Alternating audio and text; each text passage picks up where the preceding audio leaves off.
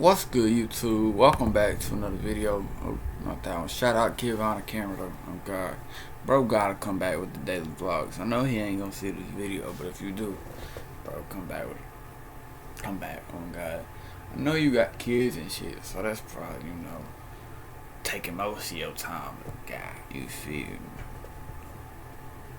Come back with the daily vlogs, oh God. But shout out Men of Honor. Hopefully he allows me to react to this video of Andrew Tate. They tried to kill me. Shout out Andrew Tate. I don't know why people hate on this man on some real shit. I don't even before he got canceled, bro. Who the fuck is Andrew Tate? Before he got canceled, man, I didn't even know who he was, and they canceled, bro. And y'all shouldn't even did that shit on Soul. Y'all blew him up more than he. You feel me? Y'all get what I'm trying to say. Oh yeah though. Just know Andrew Tate ain't gonna kill himself on Soul. That's what he said. Just know I ain't gonna kill myself. So if he pops up dead someday, damn. But he been saying some crazy shit. You feel? But I fuck with whatever Andrew say on some real shit. I fuck with Andrew. Feel like he be speaking the truth. Oh God. Isn't this nice?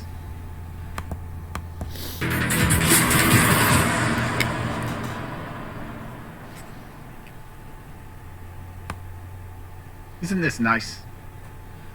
Look behind us, we can see the whole city of Dubai. But that's not why it's nice. It's nice because I'm in a chair and there's empty space behind me and I can relax because my perimeter has armed guards who I trust and the area has been searched. I know that nobody's going to sneak up on me. I don't sit in chairs unless the chair is to the back. I can't sit in a room, a restaurant with my back to people, because no matter how good you are, somebody wants you dead and there's people walking past you all the time. 100 people walk past you and one of them decides to stab you. Are you really going to detect it? Probably no. Oh, so hey, say, bro, I'm not even. Oh, so I can say that. Okay. I'm not in those streets. I'm not in nothing. But I swear to God, I go out in public on P's and Q's every day. You feel me? Yeah. Just because, just like Andrew said, bro, and people are maniacs, man, on some real shit. Like, people are crazy nowadays, but it's been like that on some real shit. It's been like that. No. I've told the story before about how someone tried to take my life when I was walking to a car a long time ago. And maybe I should tell it again quickly. I had a problem with this guy. I thought this shit was recent though. And he stopped replying to me. He never sent me a threat, which is quite an interesting dynamic for people to understand, that when someone has true intention, they don't threaten you. And then about 4 days later, I was walking to my car in a car park late at night. Typical English weather. It was a little bit wet, dark, and I heard footsteps coming fast. And as I turned to see what the footsteps was, he attempted to stab me, and that's why anyone who knows me well knows that my finger basically came off where I put the hand, took the knife instead of my neck. This is why I can't wear headphones. It's why, bro, let me stop for a second. If you wear headphones in public, you are asking to die. To me, that's like, it's like parachuting with one of the parachute strings broken. Like, you can't hear. I didn't see him coming. I heard him coming. You're just gonna walk around pumping garbage in your ears? Do you really believe the world is such a lovely place? Fuck no. It's insane. Anyway, so I struggle to have people behind me. I don't like it. If I go in a restaurant, I must sit in the corner. And when I sit in the corner, I look across the restaurant. I look at all these men just sitting there, doop-de-doo, laughing, drinking, people walking all around them. Very killable. I mean, sure, you could say no one wants to kill you, which is one way to look at it. But if they decided they did want to kill you, it would be very easy to do. Oh, bro. I like to think that even if someone wanted me dead, it would be difficult. I don't like to think that the second somebody wants me dead, it would be very easy to accomplish. But here I am, with empty space behind me, and I can relax. It's a beautiful thing. It's kind of like People often say to me, Andrew, you have all this money. What's the most expensive thing you've got? Well, the most expensive thing I've got houses worth $20 million. I got $5 million cars. I've got diamond watches worth $2-3 million each. But the true most expensive things in the world are 1, peace of mind, and 2, time. I say this, if I'm laying in bed with my girl, and she's like, oh, let's just stay in bed a few hours. I say, this is probably the most expensive activity I could undertake. Laying in bed for 2 hours without checking my phone, without working. Probably the most expensive thing I could possibly do. I'd rather go out for 2 hours and spend money, but I was working at the same time on my phone, and anybody who knows me well knows I'm always on my phone. I will make more than I spend. But sitting there without a phone for 2 hours is extremely expensive for me. But peace of mind, along with time, peace of mind is also something else that's very expensive, and it's worth so much money. I will pay unlimited money for private security. I'll pay unlimited money to make sure I have the table in the corner with my back to the wall. I will pay anything it takes to have peace of mind. I'll tell you something, when I'm in London and I'm getting a haircut, I hire out the entire barber shop.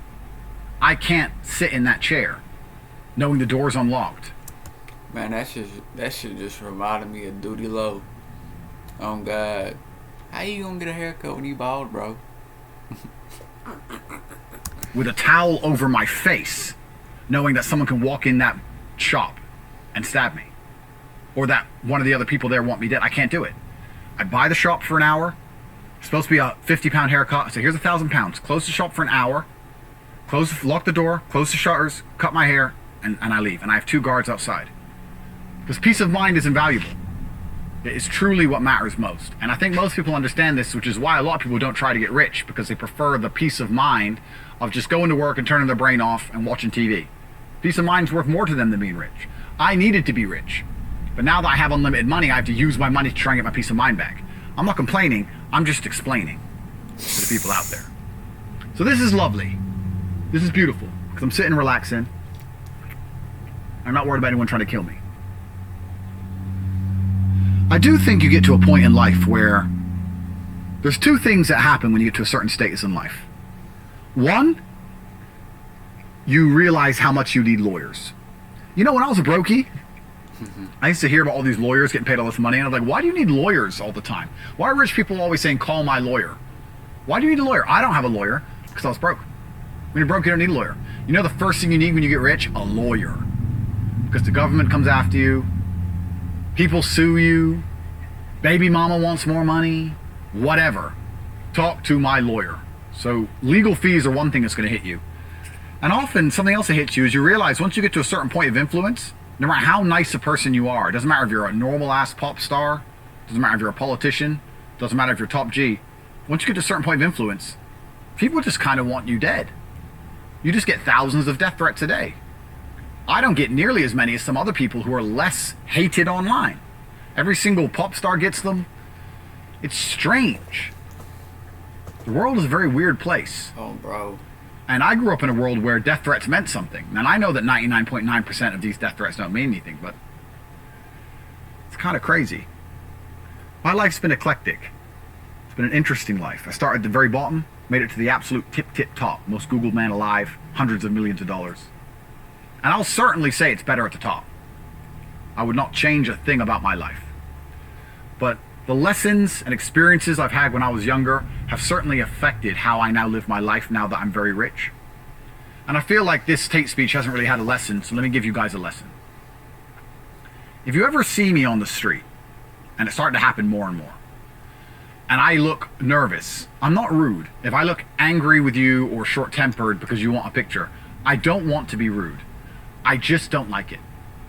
Not because I don't like you, not because I don't want you to have a photo. I don't like groups of men around me I don't know. I don't like that your friend is running back and forth. I don't like I can't see all of your hands even though I'm trying. I don't like that you're close to me. I don't like any of it. I don't like it. I do my best to smile, give you your picture, etc., but I do not feel comfortable. I do not like it because of the life I've lived. And another thing, if you ever ask me or you half know me and you say, hey, can you meet my friend? My friend really wants to. No. I don't want new friends. I don't want to meet any new people, whether they're famous or not. I don't care about whatever singer invites me to his mansion. I don't want to meet anybody. I don't want new friends. I don't want people around me. I want my brother, my cousin, a woman I trust, maybe my dog, And that's it. And I want to be left the fuck alone. In my chair, by myself. Well, that's the end of the video. Oh God. Shout out Men of Honor. If y'all like the video, do that same shit. And go check out all my resources, man.